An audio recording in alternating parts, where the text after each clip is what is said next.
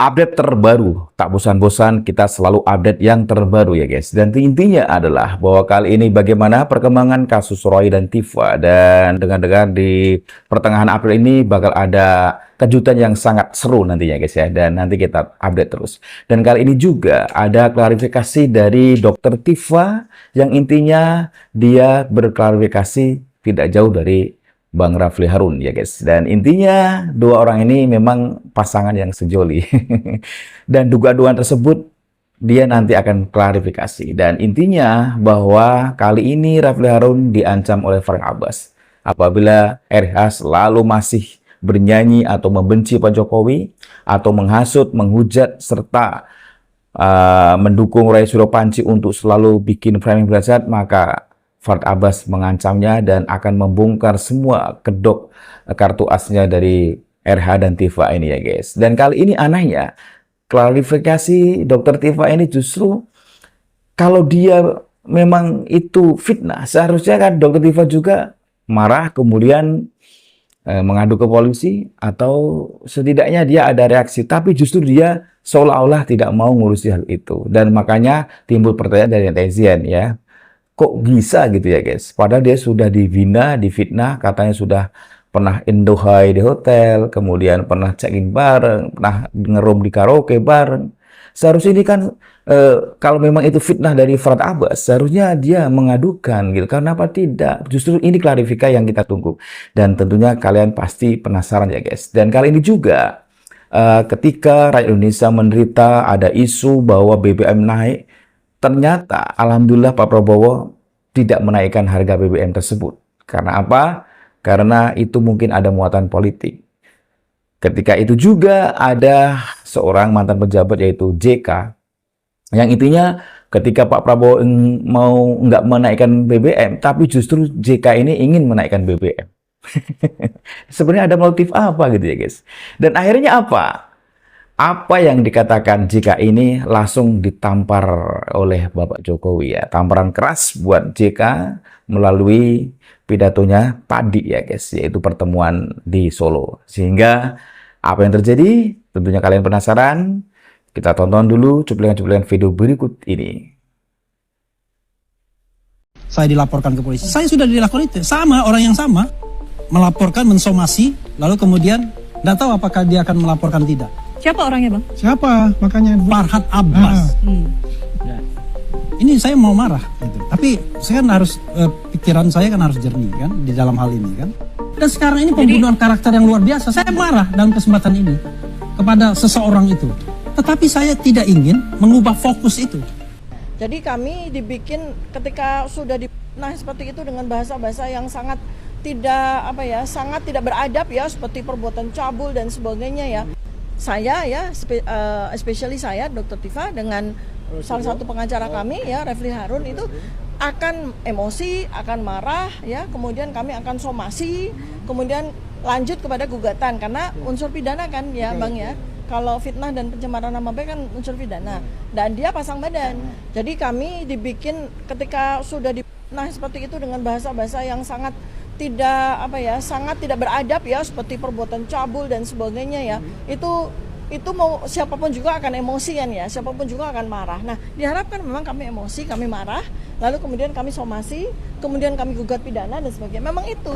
Kita itu kan sudah bisa membaca permainannya apa. Kita sudah membaca target dan tujuannya apa. Jadi untuk apa kita layani. Jadi kita melayani yang benar-benar saja ya.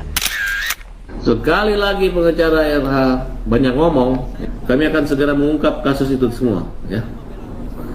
Rekaman baik di ruang karaoke maupun di hotel tentang keberadaan mereka satu kamar itu sedang diselidiki dan ya kan, kami telah melaksanakan RG yang kami tutup pintunya ini Roy sama Tifa. Sudah ya, jelas. Artinya tutup pintunya apa? Artinya ya ini kan, bagus Bang. Bagus Bang. Termol tuh jadi broker ya, semua. Artinya kita minta Bang Roy mempersiapkan diri saja. Broker nih juga. Ya kan, kita siap-siap aja lah Bang Roy udah. Jadi apa yang Bang Roy sampaikan selama ini sudah nol besar. Ya apa? Nol besar Bang Roy. Ya, saya kasih tahu nol besar. Gigi palsu tuh nol besar. Ya, artinya Bang Roy, ijazah Pak Jokowi sudah disampaikan oleh Bang Rismon asli. Ya, selama ini Anda terus menghasut Bang Rismon. Betul. Ya, Nggak ada. untuk menyatakan Mana bahwa ada ijazah itu korban. palsu. Tapi faktanya sudah diakui Bang Rismon asli. Nggak ada. Jadi persiapkan aja diri. Anda Bang Roy nol besar ya, Bang Roy nol Rismon tuh besar. sudah disumpah. Nggak ada Ya, nol besar. Rismon siap-siap ini nol aja besar. Bang Roy. Ya, kita berdoa bersama buat Bang Roy. Oke, Selama ini juga penelitian Kondisi yang sangat riskan seperti sekarang ini butuh ketenangan kita semuanya. Jangan membuat kegaduhan-kegaduhan yang tidak perlu.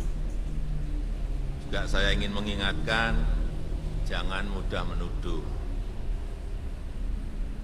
Jangan mudah mencurigai. Karena ada dua hal. Dengan menaikkan harganya, maka subsidi kita berkurang, sehingga fiskal kita tidak terbebani terlalu besar. Kedua, justru kalau kita naikkan harganya, maka pemakaian BBM akan berkurang. Orang akan menghemat. Dan ketiga, yang memakai BBM itu kayak yang punya mobil dan motor. Assalamualaikum warahmatullahi wabarakatuh. Jumpa lagi dengan channel saya Fadil Official. Kali ini saya akan membahas tentang perkembangan kasus Roy Suryo dan Tifa ya guys. Dan kali ini Dr. Tifa klarifikasi tentang dugaan perselingkuhan antara RH dan Tifa di hotel. Dan kali ini tentunya klarifikasinya bagaimana? Kayaknya klarifikasinya sama dengan Rafli ya guys. Di mana Rafli juga tidak mau melaporkan Farhad Abbas gitu ya guys tentang hal ini. Begitu juga Roy, begitu juga Tifa ya guys, nggak mau melaporkan Farhad Abbas tentang dugaan selingkuh ini. Jangan-jangan memang selingkuh beneran gitu ya guys. Dan sehingga dia tidak mau ngurusi hal itu. Dan kita tonton statement video berikut ini dari Dr. Tifa.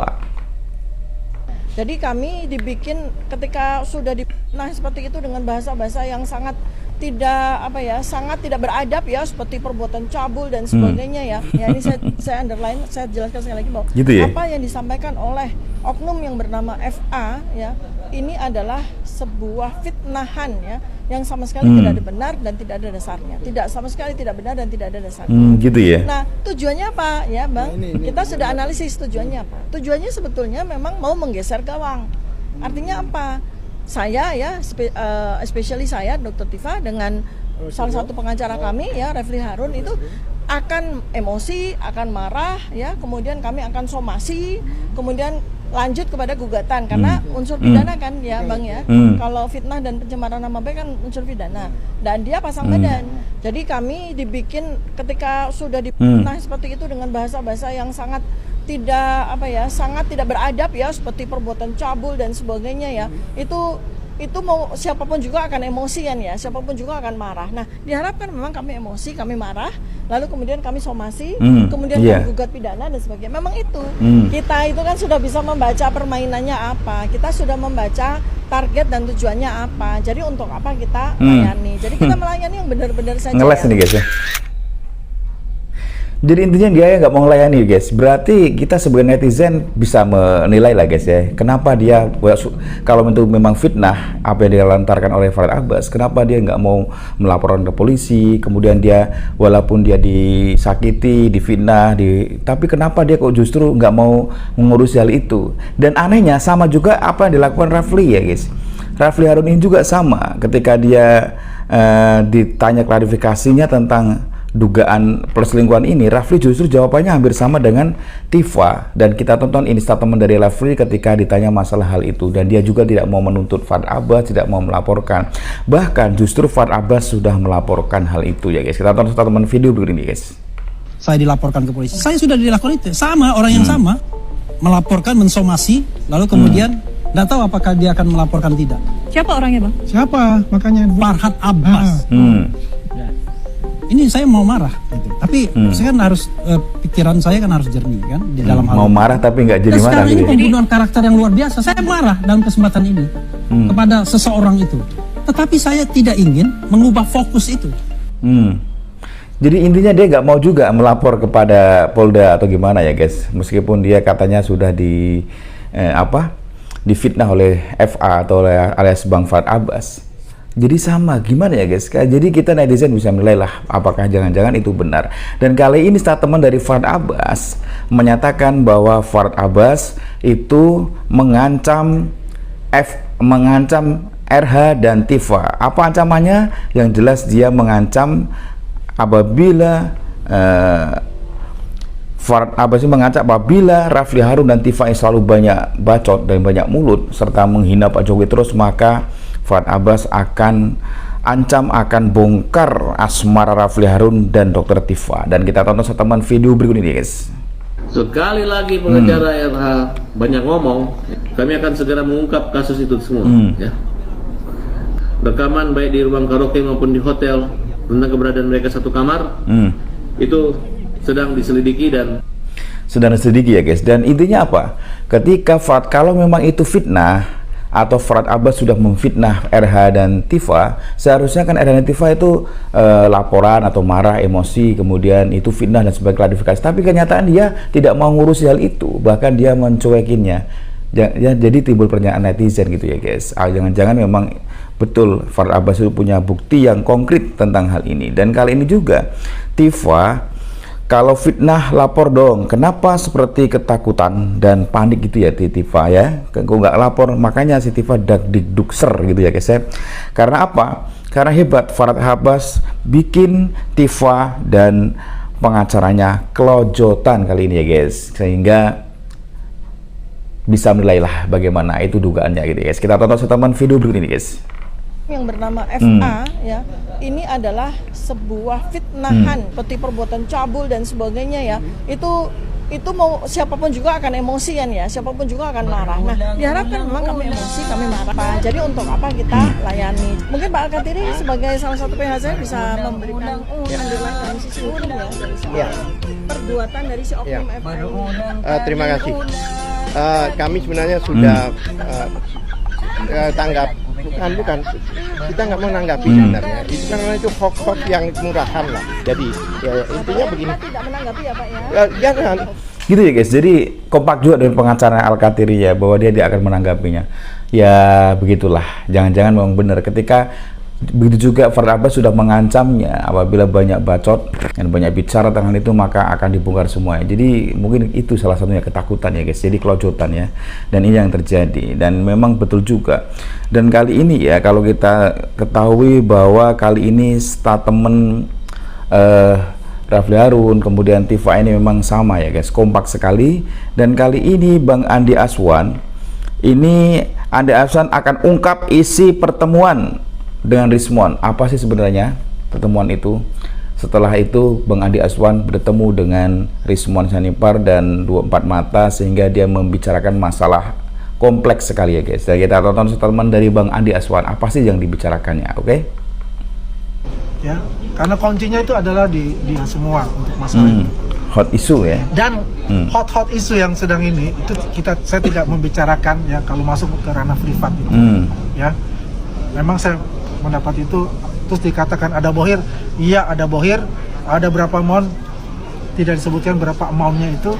Siapa orang-orang itunya ada disebutkan juga, tapi saya tidak bisa ungkapkan di publik ya. Diungkapkan ada inisial-inisial. Sebelum juga ya, mungkin setelah habis lebaran kalau mungkin waktu itu saya lupa, dia katakan ke saya bahwasanya dia bertemu dengan dua pengacara inisialnya AK, AS Abraham Somad AG, ya. Kemudian ada dipimpin oleh AS katanya. Oh gitu ya.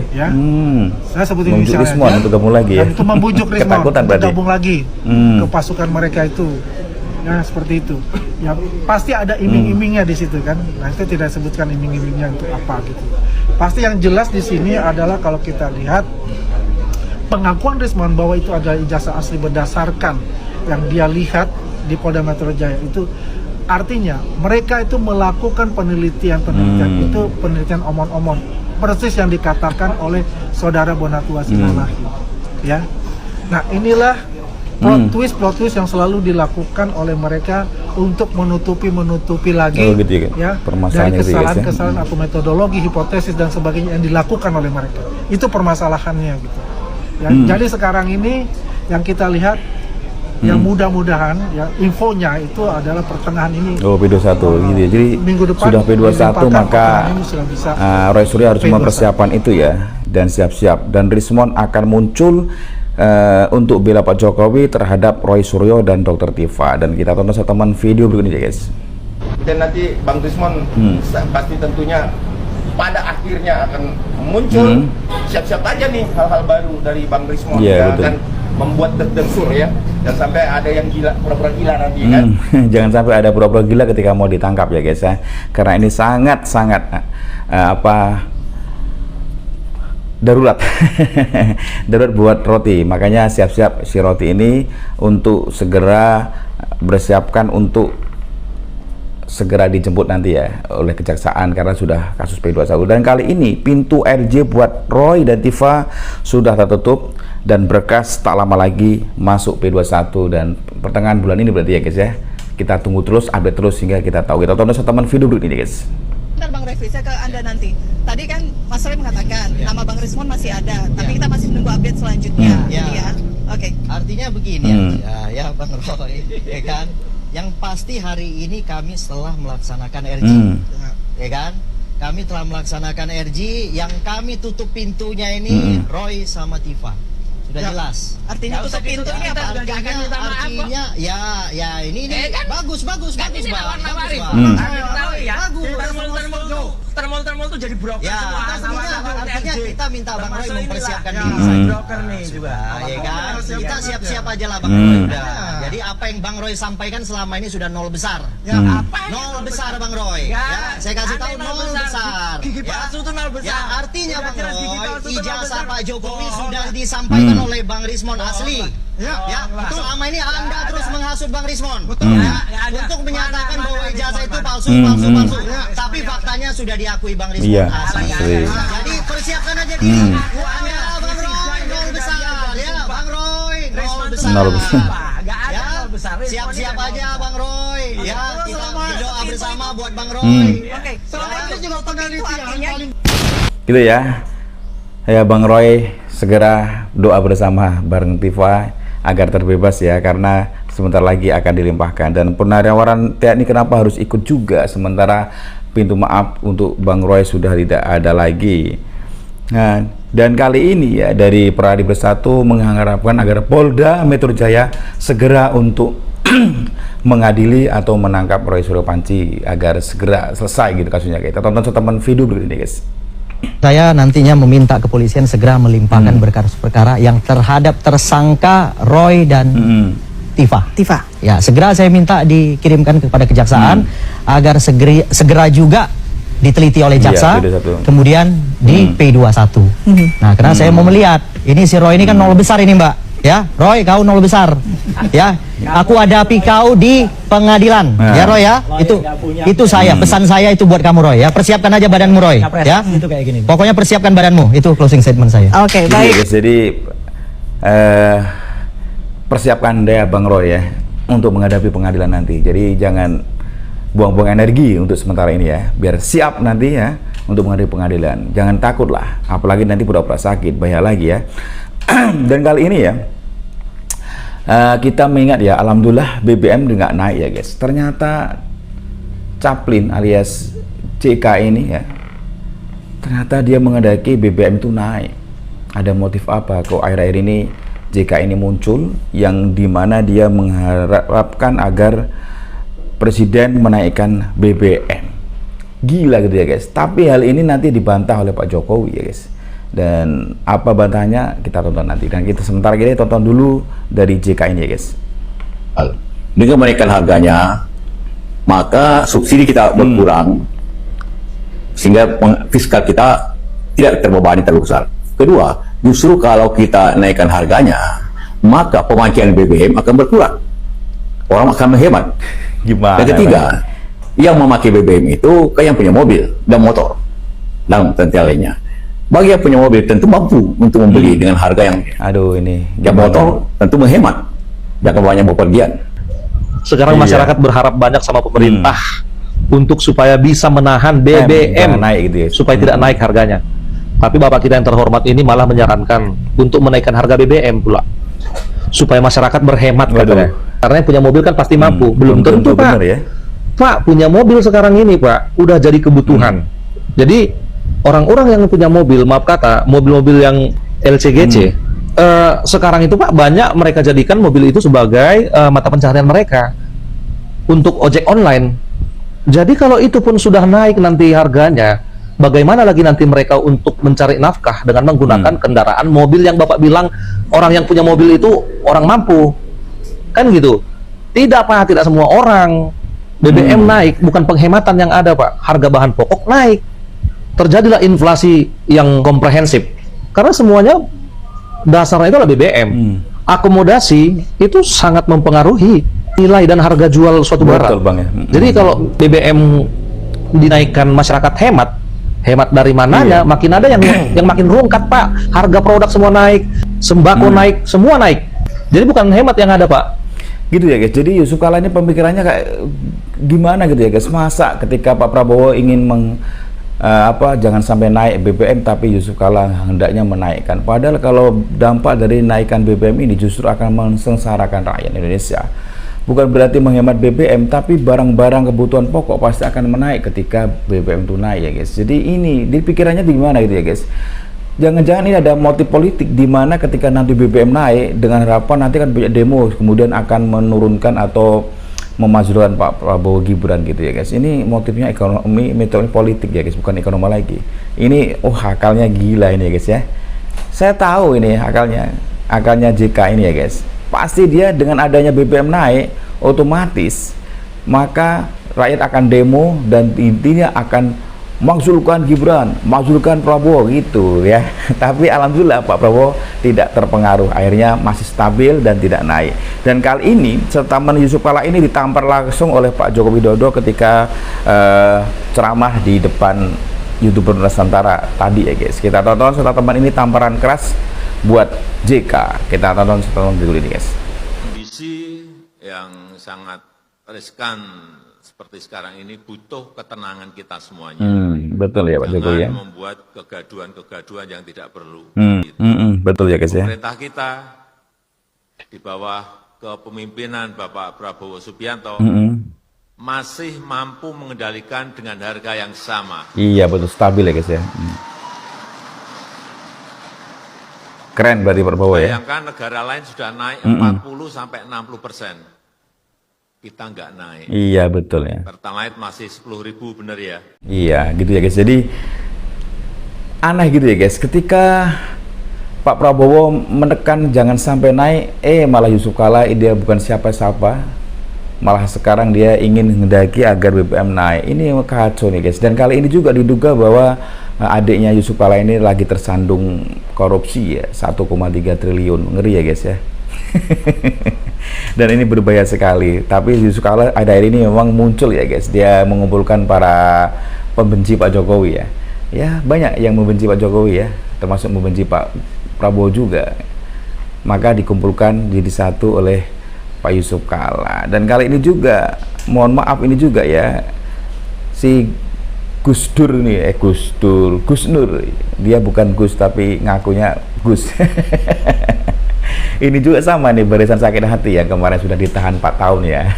Sekarang masih aja bikin gaduh negeri ini. Dan kali ini dibantai oleh Bang Andi Aswan. Kita tonton teman video berikut ini guys.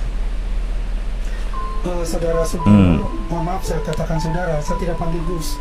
Karena nasabnya itu bukan anak kiai, bukan yang artinya lahir dari anak kiai dan juga pesantren. Saya panggil saudara Sugino saja. Iya, Sugino aja ya. Saya teringat seorang filsuf mengatakan Ibnu Rasul, kalau ingin menguasai orang bodoh, bungkuslah kebatilan dengan agama. Catatan itu. Karena saya melihat ya begini, tahun 2018 ketika saudara Sugino ya sebagai pendakwa di salah satu masjid di daerah Semanggi di sini, beliau mengatakan siapa yang mendukung Jokowi itu tanggal 12 ya, siapa yang mendukung Jokowi silakan keluar dari masjid. Ngeri ya. Itu nggak bisa Anda bantahkan untuk kita, betul kan? Sudah. Tunggu sebentar, saya belum selesai. Artinya di sini bahwasanya ada benih-benih kebencian dalam diri saudara Sugino ini. Poin satu. Kedua, beliau juga ini sangat benci dengan NU. Nahdlatul Ulama. Kenapa? Ya, Kiai Haji Abdul Sirat, Kiai Haji Maruf Amin, itu dibuat berita-berita hoax dari mereka, sehingga NU ini marah. Mama kalau saya salah, kena 10 bulan ya. Kena 10 bulan. 10 bulan masuk penjara. Ya, ntar dia bisa dijawab. Ini kan saya kan ingatkan aja. Jadi di sini kalau kita lihat, semestinya yang sudah dilaksanakan selama beberapa tahun itu, 4 tahun itu, yang sudah selesai dan mendapatkan amnesti itu, artinya kembalilah kita. Ya, kembalilah kita bersama-sama keluarga, menjalin persahabatan, menjalin kasih sayang sesama umat Muslim maupun umat yang lain. Betul ya. Sehingga menimbulkan suatu benih-benih persatuan di sini. Itulah makna dari amnesti itu yang diberikan kepada seluruh, ya, kepada seluruh yang terpidana diberikan amnesti. Gitu ya guys. Tapi kenyataannya Gus Kardus alias Sugi Nur ini kenyataannya justru dia malah setelah di penjara kemarin ya, ada 10 bulan kemudian tambah lagi 4 tahun setelah keluar, justru dia menjadi membenci Pak Jokowi dan Prabowo Gibran. Ini apa orang ini motifnya ya? Motifnya ini nggak jelas orang ini ya. Yang jelas dia itu apa yang viral dia nimbrung gitu. Seperti kasus jasa dia juga nimbrung. Kasus tentang politik Pak Prabowo Gibran, pemerintahan juga nimbrung juga. Dan ini motifnya nggak jelas orang ini, dan memang orang ini dari dulu selalu bikin kacau negeri ini ya guys. Dan intinya dia kemarin sudah mendapat amnesti, sudah dibebaskan dari tahanan selama 4 tahun, tapi juga perbuatan Sugi Nur ini semakin menjadi, dan ini belum kena getahnya. Makanya orang ini selalu ada di negeri ini ya.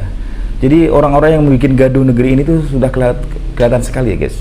Termasuk gerombolan roti ya, kemudian tahu sendirilah seperti Sugi Nur, siapa lagi, Rafli, Abraham Somad, ini sudah mulai bikin gaduh. Jadi manusia-manusia sakit hati ini selamanya pasti ada, dan ini yang harus kita tuntaskan ya guys ya. Dan mudah-mudahan nanti ya dalam pertengahan ini ada gebrakan dari Polda Metro Jaya sehingga jelas semuanya. Oke, salam waras, salam NKRI hormati, dan tetap semangat selalu buat kalian semua yang selalu menonton tayangan YouTube dari kami. Mudah-mudahan kalian semua diberi kesehatan lahir batin serta hidup indah penuh keberkahan rezeki yang melimpah ruah. Amin ya robbal alamin. Saya Riwa Blitau Viladaya.